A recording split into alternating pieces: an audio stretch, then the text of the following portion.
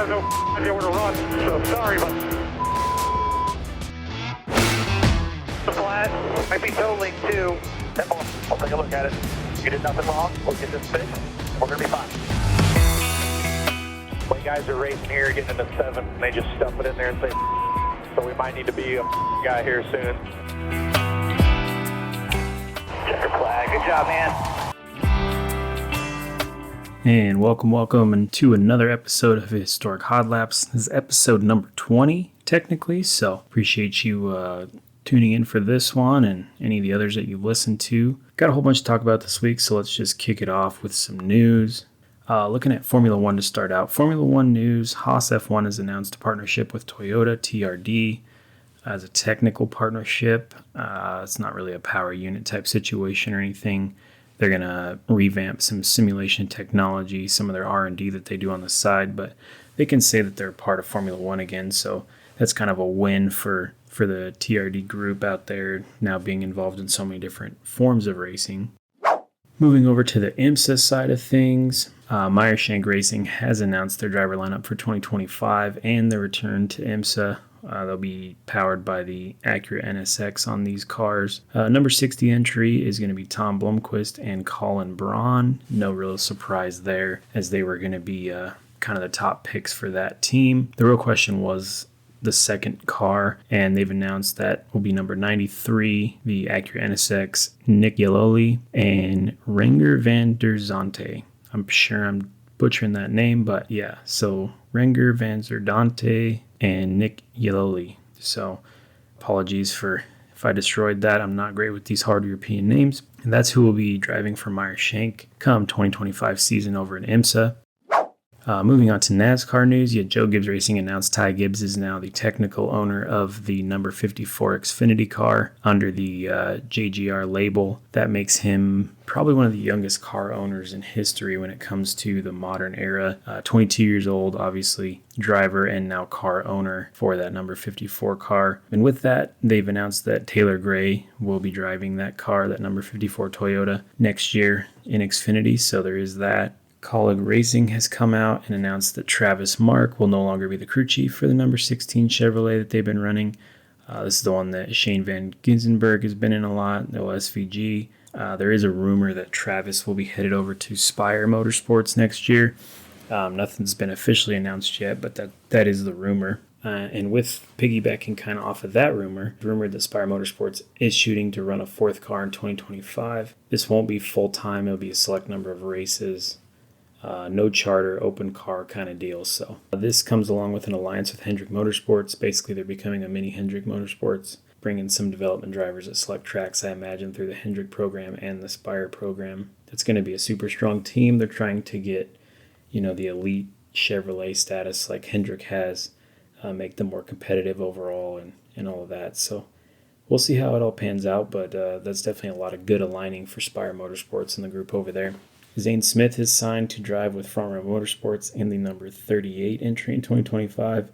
This is reported as a multi-year deal. That being said, FRM is still in the lawsuit against NASCAR, joined with 2311 Racing on that, and doesn't actually have charters for 2025 at the moment, which is kind of a segue to the lawsuit section of the news. The injunction that 2311 and FRM sent in asking for extended charters while the courts work through all the legal side of this stuff has been responded to by NASCAR. Obviously, a judge has to make the final decision, but NASCAR said that they are not considering those as charters anymore and have cut their charter count from 36 down to 32, obviously taking out 4 charters, 2 with 2311 and 2 with FRM. So kind of interesting how that's all going to play out. I don't know what we'll see of that, but that is we'll just wait. And over the next week, I believe we should hear at least about the amendment for the 2025 while this is all in court proceedings. So we'll see what the judges rule on that. The court rules in favor of NASCAR or in favor of the teams.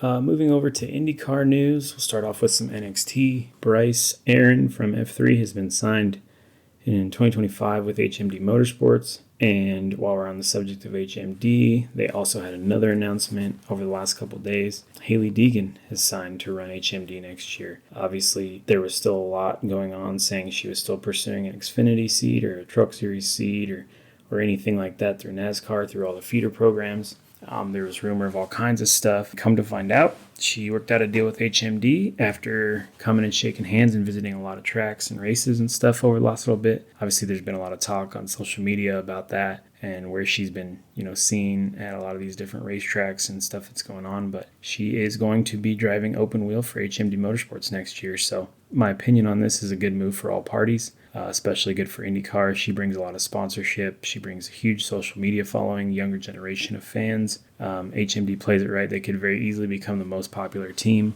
on the grid. I don't think there was a time when she was in NASCAR in any of the series where she wasn't voted the most popular driver. So extremely popular, has a ton of fans that'll come with her, very promotable. Will it relate to on-track performance? Probably not right out of the gate, but neither did Jamie Chadwick, who was coming out of open wheel in the W Series. But here we are, with she has a race win now. She just did an Indy test for the actual full series, so it could be a little bit, but she could excel very greatly at it. It'll just be kind of one of those deals. I know she's already been talking about being on the simulators and stuff like that. There's a test this week in Indianapolis. I believe it is scheduled for Friday. As we record this, that is tomorrow, so should be a test tomorrow for her on that. Kind of get her in the car and see how she does. She's done a lot of simulation. She did do some Formula 3 testing, so it's not going to be completely out of the realm, but she does have a lot to catch up on, so there is that. So let's move over to away from NXT and into actual IndyCar news. There's Fox commentary lineup rumored. Jenna Fryer put out online that it'll be James Hinchcliffe, Townsend Bell, and Alan Bestwick. So that'll be awesome to see. Keep Hinch in the booth, keep Bell in the booth. Bestwick used to call IndyCar back in the day, and he's been great on the NASCAR side for Fox. So really excited to get him back in it. Longtime RLL sponsor Hy-Vee is exiting the Rahal Letterman Lanigan program as a sponsor. Hy-Vee has said that they still be a title sponsor for Iowa, for the Iowa race weekend, as they've done in the past few years, at least for this year. I don't know beyond that. I believe they did sign another 2-year contract, so we should see them there for the next couple of years. They were talking already prior to this announcement that they were going to drop down their sponsorship level a little bit, but not completely bail out, but they did bail away from RLL. So even though they did that, this changes things financially for RLL. Supposedly they're still going to field 3 cars next year. That's the plan. But as of now, there's only 2 confirmed drivers, where they just announced Louis Foster from NXT and Graham Rahal. Now, Louis Foster will pretty much have a scholarship to pay for the majority of his season, plus he has his own sponsors, so that won't affect him as far as that goes. But I think the Hy-Vee leaving is going to be tough for them to nail down a good, solid driver that's left to grab, say a Rinus VeeKay or something like that. So I guess we'll see what happens with that. The hybrid test that they had there at IMS, well, let's just take a appreciation to hear the sound of Indy cars in the fall at IMS, just the sounds of May all over again.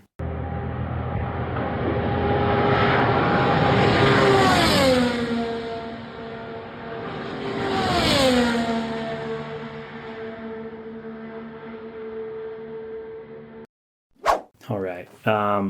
So moving on from there, the results for that test, now that we've heard how great those sound. Top 5 results, Alex Palou was top fastest speeds and laps. Joseph Newgarden second, Rinus VeeKay in third, which is great to see. He was actually sitting in a Dale Coyne car, which was originally announced that it was going to be Stingray Robb, but Rinus VeeKay ended up being the one to test for him. So obviously the Coyne car had some speed, which is great. Graham Rahal was 4th, Marcus Ericsson in 5th, and Andretti. So overall, I mean, it's a test day, so it's kind of hard to take away from it, but it is cool to see. And obviously some reality to it is, Newgarden's up front, Palou's up front, Rinus doing Rinus things. He's always been good at that track, so he's making some stuff happen up front. So yeah, overall, super great to see that. All right, let's dive into some race recap stuff. Quite a few things to talk about on this one. Had quite a few races to do over this last weekend. Stay up on, watch, whatever you wanted to say. First of all, we had Petit Le Mans for IMSA, and this was the season finale for IMSA, so we'll just talk about who won the classes and who won the race side of things. First off, congratulations to Team Penske Porsche. They win the GTP Team and Driver Championship. Team AO Racing and Rexy, the dinosaur livery on that GT3 Porsche, they won GTD Pro Class Championship overall. When it came to the actual Petit Le Mans itself, Team Ganassi, which had Bourdais, Dixon, and Van der Zonte, which we just talked about, is going over to Meyer Shank next year. They won the race in the GTP class, and Conquest Racing and the Ferrari actually won GT3 class. So good to see that. Good spread of winners there, and congrats to everybody on their wins and their championships over the season. Moving on from there, we had the Cars Tour, the Tri-County Speedway 225. This was a good one. You had the final laps, you had quite a few mix-ups, guys running out of fuel, couple cautions, all kinds of stuff. So in the end of it, though, Connor Jones gets the win. That's his second Cars Tour win of his career, so congrats to Connor on that. Moving over to USAC Sprints, you had Lawrenceburg Speedway Friday night, and just kind of what you would expect at Lawrenceburg. There was some good runs, some good passing, a couple mix-ups here and there. But overall, Briggs Danner got the win on that one, so congrats to him. Yeah, definitely. I mean, it makes it tricky. Restarts are tough when you got guys coming. I know we had a really good car, just had to not overdrive it. The hole in 1 and 2 there was getting kind of tricky, and I feel like as it went on, I was kind of made it a little bit harder to hit. So, yeah, I mean, I felt really, really good everywhere. That makes my job a lot easier, and just super cool to be able to do this for Greg and to be able to put on a race like this, a 2-day show especially. So definitely looking forward to coming back tomorrow, and feel really bad for Mitchell. I knew he had something going on. I think the throttle was sticking, so didn't really want to see us be able to win a race in that manner. But I think I still had a shot with 2 laps there. He was kind of running through the bottom of 1 and 2, and I felt really good on the top, and I think we could have pushed the issue. Moving over to High Limit Sprints, you had High Limit season finale, all in, as they called it, at Texas Motor Speedway. Friday night feature, the win went to Brad Sweet. Saturday night, final race of the season, Brad Sweet gets another one, his 3rd race win in a row, $50K prize on that one, and wins the season points championship. So he really came in at the end to get things done for the team there. Car's just been really good. It's a lot of fun, and when you get confidence in this sport, it goes a long way, and we're confident in our changes each and every night. Even though we're off at times tonight, we're able to kind of make the right changes and come back. So we were off in the dash. I drove right to the lead and then just couldn't quite figure it out. But in that AMA, that bottom got wet. It was I was still too tight, probably a little bit to make a lot of speed down there. But I was able to kind of get out of lane and lap traffic, and that's really what opened the door for me, is trying to figure that out. It was kind of a cat and mouse game with Darren. He did a good job, getting back by me, and then I got back by him, and just good hard racing. A lot of fun there to get the win, and really cool. I never, got a win here at Texas Motor Speedway, the dirt track, so really cool to kind of check this one off the list. And on the final weekend, got obviously family here, got my daughter with me, wife's with me, and my mom and dad, and yeah, just having a lot of fun right now. So.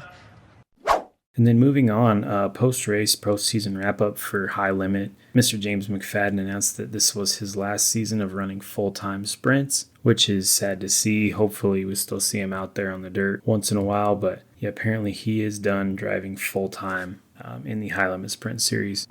Moving over to World of Outlaws at Lincoln Speedway, the Keystone Showdown, absolute crash fest right out of the gate. Lap 2, you had the red flag. A lot of cars had to get repaired during that red flag. David Gravel had to put a new wing on top and get back out there, try to get some laps. Get all the way to lap 16, you get another red flag. This brings out a fueling option due to the fact that you're supposed to be able to run this race without needing to fuel, but due to the delays and cleanup and everything else, World of Outlaws decided it was fine if it fueled up. So you had cars fueling up from there. Lap 26, Sheldon Hodenschild is leading. He gets too high in the cushion, loses it, flips it over, wrecks out, which opened up the door for Donnie Schatz, who ultimately got the win on that one. So yeah, that one was exciting. If you haven't watched it, go back, watch the highlight reel at least. It was a good one, but congrats to Donnie Schatz on the win there.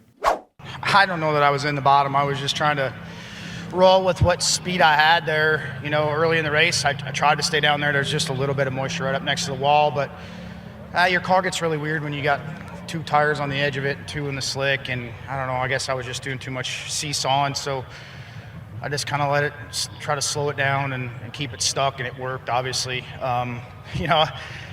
Sheldon obviously was the class of the field all night. He was awesome. I can't go up and do that. He did an awesome job up there, just bit him, and we capitalized on his misfortune, obviously. And let's move over to NASCAR at the Roval. This one is kind of exciting. Going into it, they're doing a little bit different track layout, trying to change a couple things up, make it a little more exciting race for everyone. Qualifying, we know SVG is good, but he keeps shining through on these road courses. SVG goes out, he takes the pole in the Xfinity race. Then he's also participating in the Cup race, so Cup qualifying comes around and he gets the pole there as well. So double pole weekend for SVG, which is great for him and that Colorado racing team. Going over to the Xfinity race, which SVG had the pole on. The win ultimately came to Sam Mayer. This was kind of a heartbreak because honestly, Kligerman won that race. He was about to win it, but was not given the white flag about 6 feet before he got to the line. They threw the yellow due to a late caution that reset the field. This was a lot of turmoil in a lot of people's opinions, showing how horrible and inconsistent the officiating skills are at NASCAR, even in the Xfinity Series. So once again, rearing its ugly head, there it is. So I personally believe Kligerman won this race. The officiating was terrible. He took it like a champ, though. He didn't badmouth anybody at the end of the day. His post-race interviews are very professional. Just hoping to see him get a win before he bows out to go to the commentary side and not race full-time anymore. But either way, congrats to Sam Mayer on the last lap moves to get the win. But yeah, just rough day for Kligerman on that one. All right, moving over to the Cup race. Cup race is something to talk about. So this is a cutoff race. Cuts from 12 down to the round of 8 for the playoffs. New layout in turn 7, so that caused some chaos pretty much the whole race. Mainly stage 1, but there was a lot more going on stage 2 as well in that turn. NASCAR was trying to promote more passing and more things that they could do with the Roval, and it definitely worked, so I'll give them credit where credit's due there. It definitely happened with the passing and whatnot. So moving into the stages, stage 1 win goes to Tyler Reddick. He obviously really needed it. He was on the bubble. Get some good solid stage points, and we'll talk about he definitely had to fight the rest of the race. From then on, stage 2 went to William Byron, and then the win overall goes to Kyle Larson. He led 60 laps on the Roval setup, which is a new all-time high, and this kind of set up for the field on the round of 8. Tyler Reddick had to make up a bunch of positions right at the end to try to stay in it, and he ultimately got it, made the advancement. So you still have 23-11 and the regular season champion in the fight for the playoffs. So the 4 drivers not advancing to the round of 8, there was some drama with this. So at the checkered flag, Bowman had secured his spot in the final 8, and Logano was minus 4 points, putting him outside of the cut line and not advancing into the playoffs. Come post-race inspection, that changed. Bowman's car came in underweight, and they rescaled it a few times, did all the normal tricks that they try to do. They give a roughly, a 17-pound window, and they were still not within that window, which means the car was probably at least 20 pounds underweight, somewhere in that range. Ultimately, we kind of thought that Hendrick Motorsports would appeal the decision, but they decided not to appeal the decision and stick to losing Bowman's spot in the playoffs, which is wild because when Bowman was in the playoffs, that meant that all the Hendrick cars were going to be in the top 8, all 4 of them. So that obviously didn't happen. Jeff Gordon, who's obviously the COO over there at Hendrick Motorsports, made this statement. He said, "This is on us, and we're pretty embarrassed by it. We looked at the facts, and we didn't feel there was anything that we felt comfortable with sending an appeal for, and we're going to move on." So pretty simple. Like, they looked it over, didn't feel like there was anything to talk about from there, and let NASCAR do their business and move on from there. So through our inspection station, that includes the OSS, which measures all the body and the mechanical measurements. We run it through the USS, which is all the underbody scanning, as well as the weights. We do full inspection on first and second. With a cutoff race, we also do a full inspection of the last in for the transfer into the round of 8. That would be owner and drivers. And while we did that tonight, all top 5 were playoff cars. As we're running them through, unfortunately, the 48 had an issue. Did not meet minimum weight, so we put the car to the side. We continue on. We let the team fuel the car.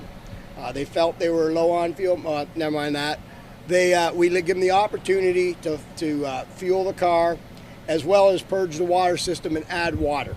So we give them every opportunity to make minimum weight. We run them back through. Unfortunately, they were light again. They are allowed a 5% weight break, which is for usage of fluids and so on. That's about 17 pounds. We back the car back off the scales, run it back on, and then unfortunately it was the same weight. So the car had a weight issue. All the other cars cleared inspection. 48 didn't, and that ends up in a disqualification. Talking about the standings, here is where we are. Drivers that are now out of the playoffs are Daniel Suarez, Chase Briscoe, Austin Cindric, and Alex Bowman. So the round of 8 consists of first seed Kyle Larson, then you have William Byron, followed by Christopher Bell, moving to Ryan Blaney, Chase Elliott, Joey Logano, Denny Hamlin, and Ty Reddick. Still pretty awesome to see who's in there and what's going to happen with it, but ultimately, Bowman was in, now he's not, and Logano's back in. So this kind of the Logano luck. I mean, he moves on every single even numbered year. So, champion of 2020, 2022. Now he's moving into 2024. So I don't know, pretty interesting to see. But yeah, we'll see how it shakes out this weekend. We've got the South Point 400 in Las Vegas this weekend on Sunday, and then Xfinity's running on Saturday, per usual. So we'll see how it all shakes out and who can secure more for him there in Las Vegas and get points ready for the Final Four. And now it is my great pleasure to introduce to you the greatest driver in the history of NASCAR, Mr. David Pearson. On this day, 23rd day of May, 2011, it is my honor to formally induct David Pearson into the NASCAR Hall of Fame and present him this inductee ring. All right, let's kick it off to our history portion today. So today we're going to talk about the Silver Fox, aka David Pearson. Born December 22nd, 1934 in Whitney, South Carolina, and passing away at the age of 83, November 12th, 2018 in Spartanburg, South Carolina. David is a NASCAR Cup Series champion of 1966, 1968, and 1969. He is known as one of the most successful stock car drivers of all time, totaling 105 wins over his 27 seasons in the sport. Second most of all time. The only one who outranks him is the King, Richard Petty. So how did he get his start? Well, Silver Fox started by working at a local garage at a home at a young age, saving up all of his money, much like everyone else did at that time, until he could buy and race his own car. When David turned 18, he was of age to legally race at the local dirt tracks. These just happened to be sanctioned NASCAR events and won him title Rookie of the Year at the age of 18. He ran 22 races in his first year, and he placed top 5 in 3 of them, which is a pretty awesome stat. It was only the following season that he would finally get his first win. So Rookie of the Year, goes on the next year, gets a win at the age of 19, and he actually won 3 of the 19 races he raced that year. He's known for how long he ran in the sport, running consecutive seasons all the way through 1986. Obviously, the years he won the championship were his best years. 1966, he won 15 races. 1968, he won 16 races. And 1973, he won 11 races of the 18 that he entered. It took him a long time, but in 1976, he finally won the coveted Daytona 500. Although he won so many different races so frequently, he said second most overall in history, he only has 1 Daytona 500 win to his name. So the guy wins so much, but only can successfully get the Daytona 500 win 1 time, which is kind of crazy, but shows the wild variation of that track and what it does to people's racing careers. He ran a partial season in 1974, the Silver Fox that is, and he placed 3rd in the championship, and he only ran 2/3 of the races. So just shows how consistent he really was, and as we get to the stats here in a second, you'll see that. There was quite the rivalry between Petty and Pearson, the 2 dominating forces in NASCAR at that time. They formed quite a rivalry. They would always finish 1st or 2nd, and they'd switch off wins over 63 times over multiple seasons. A battle of giants, and the white flag flutters down on 2 great racing champions. You're going to be side by side as they exit the bank and head for the finish line. Richard Petty goes back in front. They both spin. They're in the wall. Petty is slamming into the wall. He's coming down toward the finish line. Will he make it? He's still moving. The car stops. feet shy of the finish line. Pearson is still running. Here's Petty trying to fire to come across the line. David Pearson moving down through as they come to the stripe. The winner is car number 21. An amazing finish. Richard Petty's car demolished the front end as well as car number 21. We'll never see that in NASCAR again, obviously, especially in this era. But it is cool that we did have it when we did. What Pearson's really known for is being able to drive literally anything. No matter what equipment he had, he could get a solid result. Took anything he could to victory lane, no matter if it was high power, kind of rough, rugged. He seemed to always make it work. So skill or luck, I believe it was more skill because luck would have ran out. So Pearson was inducted into the NASCAR Hall of Fame in 2011, 1 year after the Hall of Fame was formed. He actually missed the inaugural entry of the Hall of Fame by one single vote, losing to Bill France Jr., obviously founder of the series. So let's dive in and look at his overall stats. So NASCAR stats: 574 race starts, 105 race wins, 301 top 5 finishes, and 113 pole positions, which is insane to think about. The equivalent to what is now the Xfinity Series, or say a feeder series at the time. He ran 6 races, not very many. He did have 1 win, 4 top 5s, and 3 poles. So half the races he did in that series, he got the pole, and 2/3 of them he got top 5s and 1 win. So that's pretty crazy. And then he was part of the IROC series for 17 races, in which he got 1 win and 10 top 5s. Looking at it, he's got I'd like to go through what the NASCAR Hall of Fame has for a bio for him. So I'll read those now. This is per the NASCAR Hall of Fame. In a career that spanned 27 years, Pearson never once ran every single race in a given season. Another wild stat I didn't realize. When he came close to running a full schedule, he won a championship, or came darn close. His 105 NASCAR Cup Series victories rank 2nd of all time, and he amazed that figure in only 574 races, which is a winning percentage of 18.29. In 1966, Pearson ran 42 of 49 races to win his first championship. 1968, a championship-winning campaign, he ran 48 of 49 races, which I believe is the closest to a full season he ever ran, just minus 1 race. And in 1969, he ran 51 of 54 en route to his 3rd and final title. His consistent greatness might be best defined by his 1974 performance. A season he did not win the championship. He finished 3rd that year behind Richard Petty and Kel Yarborough, but raced only 19 of 30 races. He ranked 2nd in wins and poles. Pearson's numbers are eclipsed only by Petty. Pearson won the Daytona 500 once in 1976, but had 6 victories overall at Daytona International Speedway. When asked about David Pearson years ago in an interview, Richard Petty had some things to say, and this is his quote from, I believe, it's 1992.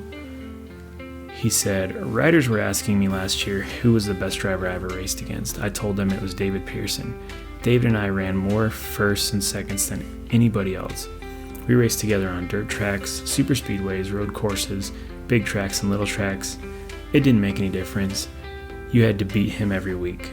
So clearly very respected by the king himself, Mr. Richard Petty, and overall just a great asset to have in the motorsports world. Glad that he had the run that he did have, and we appreciate everything that he offered the sport and his legacy that he left behind. And with that kind of sums up where we're at for history this week. As always, please like, follow, subscribe, tell your friends, leave us a line at historichotlapse@gmail.com. We're very grateful for any kind of support, and we'll just keep this thing going every week as we can. Let's get ready for NASCAR in Vegas this weekend, and with that, stay safe, and thanks for tuning in. And I said, if you wait to the end to start running, you won't have to outrun by half these cars, because half of them will be out by the time at the end of the race. And so you won't have but say 20 or 25 to outrun instead of 45, And so that's exactly what he done. But and it ended up winning. Before the race ever starts, you have to have practice and stuff like that. And you don't ever let nobody know just exactly what you can do. If you're out there running with them, I would always run slower through a corner or something like that, and that way that they making them think that they can beat you there, places like that. So if you don't ever know, that might be where you have to beat them at during the race, to win the race. And so you try to do it before time and find out if you can beat them through there or whatever, while you're practicing.